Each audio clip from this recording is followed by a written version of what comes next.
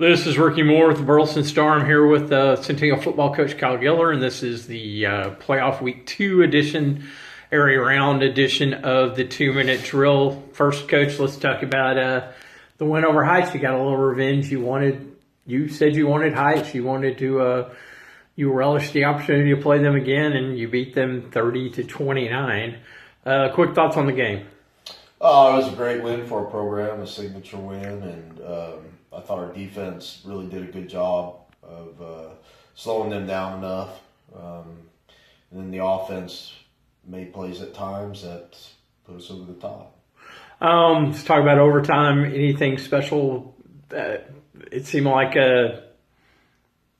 Heights got the extra opportunity after the offside on the field goal attempt, and that had to frustrate you, I'm sure. Yeah, you think? Yeah. Penalties are not your friend, are they? Just quick thoughts on how they played in overtime. It was something y'all were used to, and Heights hasn't played a close game yet, so I don't really think they were used to dealing with the overtime situation. Yeah, we're 2 for 3 in overtime this year, so that's not bad. Who knows? Maybe we'll go into overtime again this week. Well, let's talk about this week. It's another rematch. You got Boswell, and they beat you by 3, I think 36-33 in overtime. Double overtime. You each kicked field goals in the first round, I think you scored. No, both scored touchdowns, and then we kicked a field goal, and they scored a touchdown. Quick thoughts. They've changed a little offensively. They're now using 2 quarterbacks. Quick thoughts on that game. Well, I expect it to be a great game. You know, they're a tough team. You know, I think they coach them that way. They coach toughness into those guys, and I'd like to think we do the same with our guys. So it'll be a great matchup, great contrasting styles, and that kind of stuff. So it'll be fun for people to come out and watch. How much? And that game's Friday night, 7:30, Dragon Stadium in Southlake. So pretty good venue to come watch the game at. And you're the home team, so y'all get to sit on the nice side of the stadium if you show up for the game. I just totally lost train of thought. How did you prepare on Saturday morning, considering you didn't know who y'all were going to play when you came in and started game planning? All we did was lift. We didn't even watch our game from the night before. Okay. Not much of it anyway. And we just lifted the kids, and then we waited around until we got the film. And, once we found out that Boswell won, at least the offensive side of the ball, we were just watching our game from week 3. So once you knew, we could always go back to that game first while we're waiting on Boswell's film. But defense had to kind of analyze it differently because they're using 2 quarterbacks and. Yes, yeah, that's true. That's true. So but some stuff's still obviously going to be the same. Mm-hmm. So there's plenty of work to get done.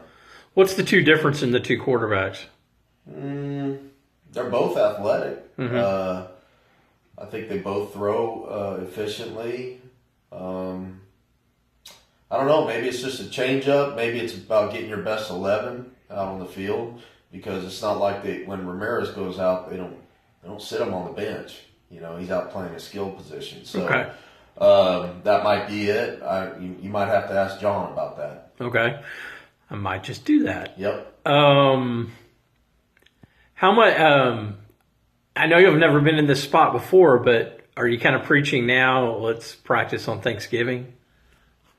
I mentioned it once, I think. Okay. Maybe. I just want to take it one game at a time, really one day at a time. Right now, if we go out and take care of business, then yeah, it'll be awesome. Not having school the whole week and just practice, and that's kind of ideal for everybody. So we'll see. Do you have anything set up for the next round as far as a site? Yeah, if we end up winning and playing Canyon Randall, we're going to play in Sweetwater on Saturday. Okay. I haven't talked to El Paso yet. I would imagine we'll be somewhere in the Odessa Midland area. Or Lubbock even. I don't know. Midland. I haven't Okay. talked to him yet. Coach Anderson's visiting with El Paso. That'd probably be on Saturday too. I would imagine so. Probably because of the Thursday thing and losing a day of practice and Yeah. everything. Anything else? Anybody stand? How about let's talk about the defense. Let's talk about Nathan French and Gage Isaacs and Patch and all those guys. They contained a pretty potent offense. Yeah, I thought our defensive staff did an excellent job of putting a plan together to slow them down.